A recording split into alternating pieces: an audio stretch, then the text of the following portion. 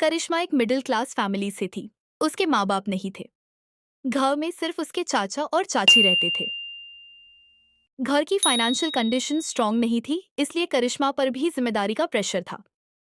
वो काफी टाइम से जॉब की तलाश में थी। हर जगह इंटरव्यू देती पर कहीं सिलेक्शन नहीं हो रहा था। फाइनली एक दिन उसको एक कार शोरूम में रिसेप्शनिस्ट की जॉब मिल गई। उस दिन करिश्मा बहुत खुश थी। सुबह नई उम्मीद के साथ रेडी हुई। सोचा आज से जिंदगी बदलेगी। लेकिन पहले ही दिन उससे एक छोटी सी मिस्टेक हो गई और शोरूम के बॉस अभिषेक सर ने सबके सामने उसे दान दिया।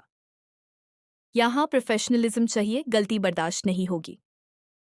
करिश्मा की आंखों में आंसू आ गए, पर उसने खुद को संभाला। उसको जॉब की जरूरत थी।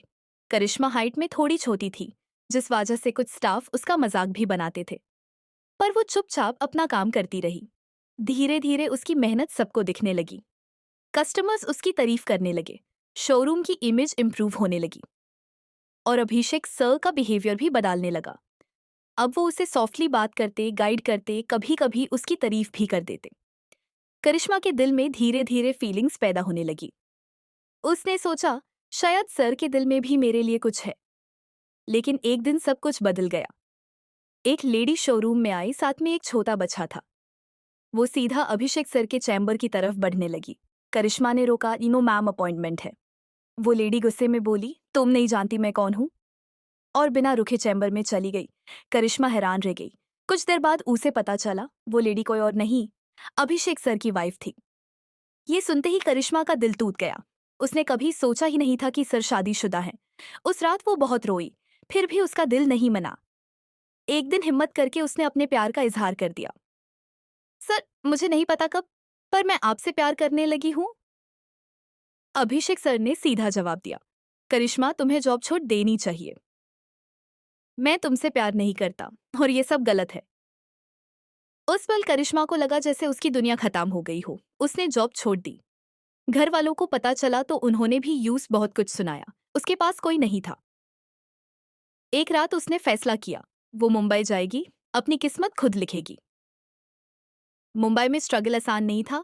पैसे की प्रॉब्लम, रहने की प्रॉब्लम, लोगों की बातें, पर करिश्मा ने हार नहीं मानी। कुछ सालों बाद उसको एक बड़े कार शोरूम में मैनेजर की जॉब मिल गई। अब वो कॉन्फिडेंट थी, स्ट्रांग थी, इंडिपेंडेंट थी। एक दिन उस शोरूम में अभिषेक सर आए। जैसे ही उन्होंने करिश्मा को देखा, वो शॉक हो गए।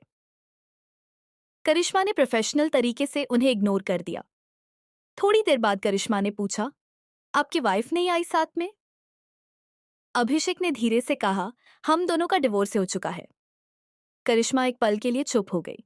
उसके दिल में अब भी कहीं ना कहीं प्यार था, लेकिन अब सब कुछ बदल चुका था। शोरूम के मालिक उन्हीं राहुल शर्मा मेंगशोई ने करिश्मा से शादी का प्रपोजल दिया था। राहुल एक रिस्पेक्टफुल और समाजदार इंसान था, और सबसे बड़ी बात, राहुल अभिषेक का क्लोज फ्रेंड था। शादी की डेट फिक्स हो चुकी थी। अभिषेक को अपनी गलती का एहसास होने लगा। उससे लगा, मैंने उसे गलत समझा, मैंने उसे अपमानित किया, मैंने एक सच्चे दिल को खो दिया। एक दिन उसने करिश्मा से कहा, मैं गलत था, शायद मैं तब भी तुमसे प्यार करता था, पर समझ नहीं पाया। करिश्मा ने शांत आवाज में जवाब दिया, सर, प्यार सिर्फ फील करना नहीं होता, रिस्पेक्ट देना भी होता है। जब मुझे सबसे ज्यादा सपोर्ट की जरूरत थी, आपने मुझे अकेला छोड़ दिया। अभिषेक चुप रहे। शादी के दिन अभिषेक वहां मौजूद था। अपने दोस्त राहुल के लिए मुस्कुराते हुए, पर अंदर से टूट चुका था। करिश्मा मंडप में बैठी थी। उसने एक बार अभिषेक की तरफ देखा। उस नजर में शिकायत नहीं थी, बस एक खामोश अलविदा था। वो रिजेक्टेड थी, वो ब्रोकन भी थी, पर वो डिफीटेड नहीं थी।